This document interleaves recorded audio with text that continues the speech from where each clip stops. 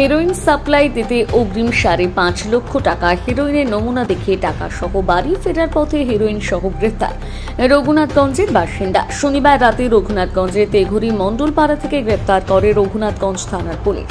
Police জানিয়েছে, ধৃত ওই ব্যক্তির নাম কামাল উদ্দিন বিশ্বাস ওরফে খলিল। তার বাড়ি রঘুনাথগঞ্জের তেঘুরি মণ্ডলপাড়া গ্রামে। ধৃতের কাছ থেকে মোট 5,55,000 নগদ টাকা এবং 86 গ্রাম হেরোইন বাজেয়াপ্ত করা হয়েছে। রবিবার ধৃত ব্যক্তিকে বহরমপুরের বিশেষ আদালতে পাঠানো হবে পুলিশের পক্ষ থেকে।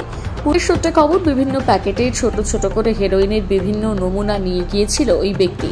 হেরোইন সাপ্লাই দেওয়ার জন্য অ্যাডভান্স হিসেবে বিপুল টাকা নিয়ে আসে সে। যদিও বিষয়টি গোপনে জানতে পেরে রাতেই ধৃতের বাড়িতে হানা দেয় রঘুনাথগঞ্জ থানার পুলিশ।